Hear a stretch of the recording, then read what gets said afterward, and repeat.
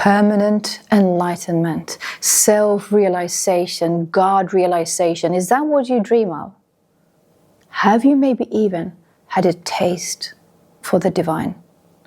That experience of oneness, of being fully at home, of being interconnected with everything. But then it sort of faded, it slipped away.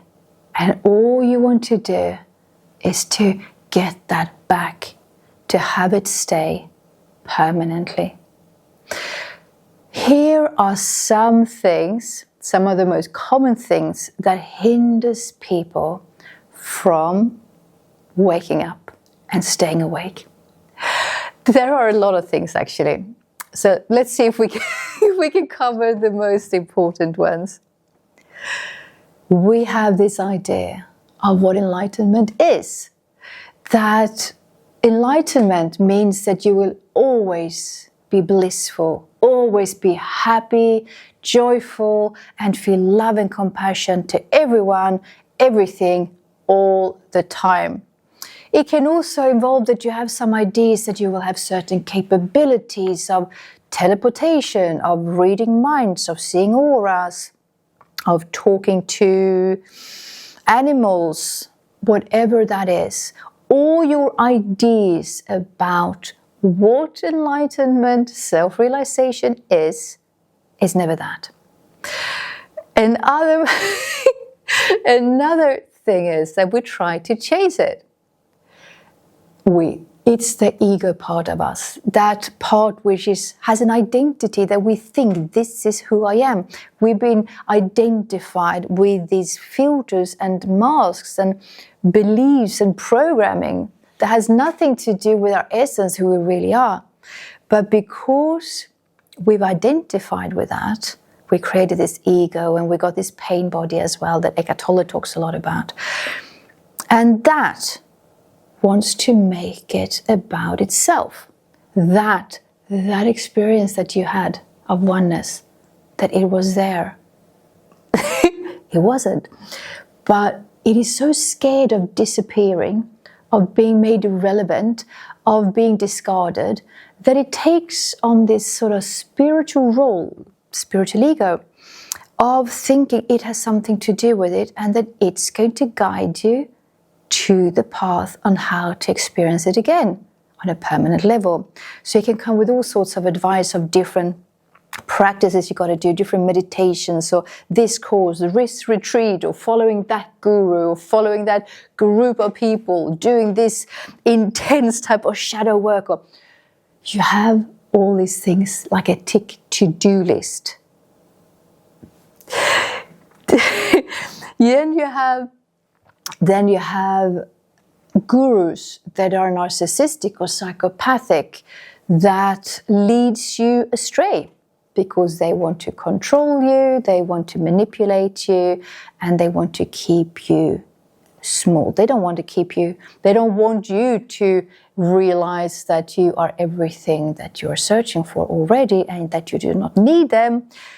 And that same goes for priests and for other spiritual teachers that claim that they are the only way. Stay away from those people.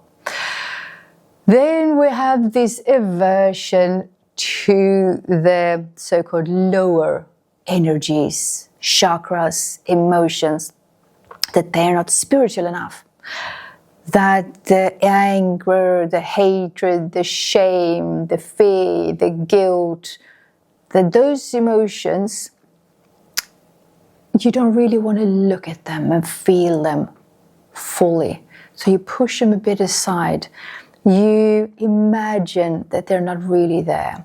If you only focus on high vibrational energies and thoughts and the meditations, and that they will sort of disappear, that it will dissolve by itself. That's spiritual bypassing. It's not going to get you anywhere. Then we have the lack of integration. That once you come to a deep knowing, when you have this beautiful insight, you also have to live it and embody it. When you go back to your old ways, or maybe new ways that are not in line with your truth, your authentic self, that creates a clash. The more you're trying to escape suffering, the worse it's going to get, because that chase, when you try to escape suffering, you're not present. And guess what? You can only awake when you're fully present. The ego is not there. Or put it like this, the ego, you're not identified with the ego when you're fully present. When you're fully present, you're open to everything, present, open. Okay, think about those moments in your life when you have felt the best, when you've been the most happy. Those moments have not been when you've been caught up in thoughts about what you wanted or didn't want, thinking about the future or the past. It's not been when you've been in control. It's been when you were completely present. You were open to whatever was presenting itself, to your emotions, the situation. You were surrendering. And then you felt that underlying peace that's always present. You cannot awaken only with your mind, with your head. Your heart has all the answers, but you need to listen to it, and you sort of need to de-ice it, I guess you could say, because there is so much icing, so much protection around it. A lot of people tend to think that you can have one part open only to the beautiful things, to the love and the happy feelings, the joy, the passion, the bliss, the intimacy, and then close it off to the painful experiences, your old wounds and your hurts. You need to look at it, that you need to include trauma healing. You need to look at, feel, acknowledge those things that you want to suppress.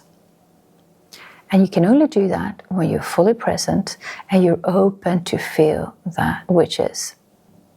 I'm going to share 3 very powerful practices that you can do regardless of where you are on your sort of spiritual awakening journey, which often is more cyclical than like a straight line. You awake and then you stay awake. Okay, so the first one that I want to share with you is about observing your thoughts. It's not about trying to stop your thoughts. If you try that, you know it doesn't work very well. They tend to just be louder and busier and more erratic. Do not try to change your thoughts, like I'm only going to think positive thoughts or certain things like that. No, it's just about gently observe them. More like an extra in a movie rather than the main character or the villain. Just observe them. Or like a cloud, a little white puffy cloud on a clear day, they're just passing by without attachment. The thoughts that you have, they themselves hold no power, no importance, unless you give them your attention, your energy, your awareness. So if you just watch them like that, then you would sort of, in the periphery, watch some type of movie that's not very interesting. You just like glance at it and just like, yeah, it's there. Try to have that same relationship to your thoughts. Your thoughts are not who you are. Your thoughts are not even who you have been, your story. Your thoughts are not reliable. They often mix things up. They lie, they cheat, they take shortcuts, and they're affected by so many things that you have no idea. They're like, most of the time, are not to be trusted whatsoever. Okay, that's the thoughts. The other one is to just be present as often as possible. And what do I mean by present? To be here and now. We don't have to complicate it. It is about being here and now. And you always have 3 doors into the present moment, into the now. It is through your breathing, being consciously aware of your breath, you're present. The sensations in your body, they also happen right here and right now.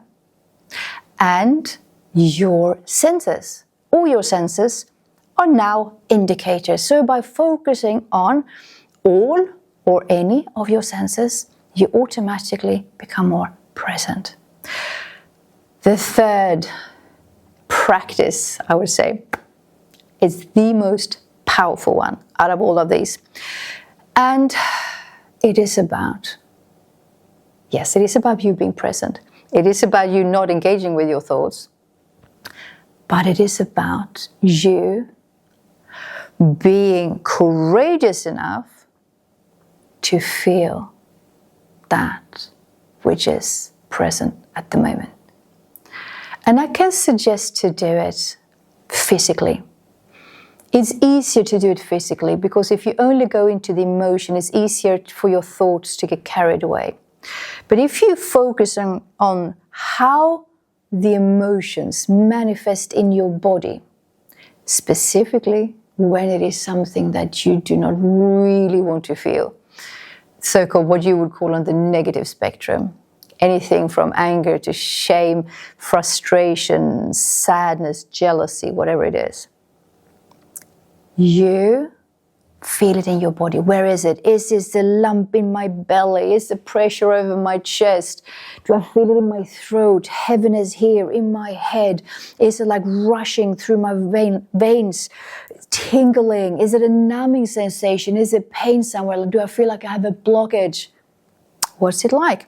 You can also note your posture a bit.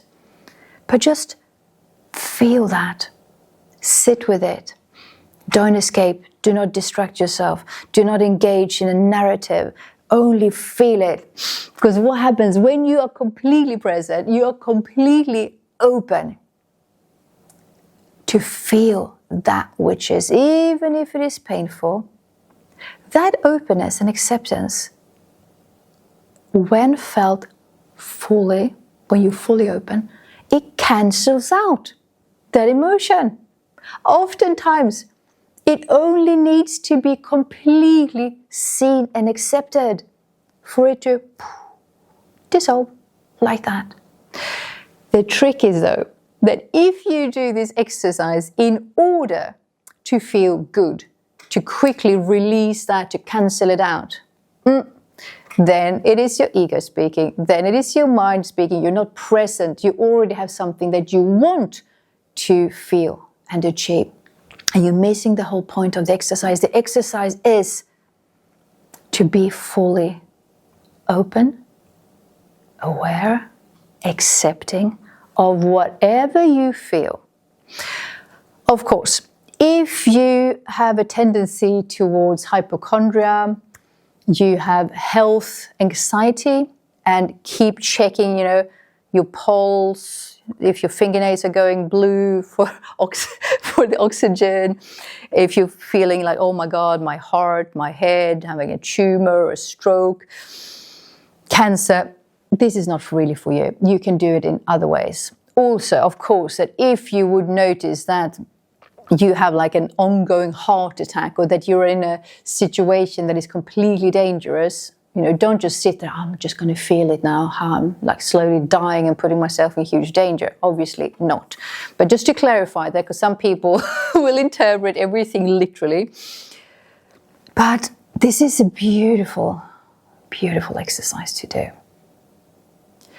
And we are rarely taught that it is okay to feel bad. But most of the time, you have to feel bad to feel good. Like you have to be open to feel it. Not just a little bit of it, but wholly, fully. And as you do this, note that it will change and shift. So what might have started as a certain feeling in your body, it might have been like a lump in your throat, some type of sadness here, maybe behind your eyes, tears.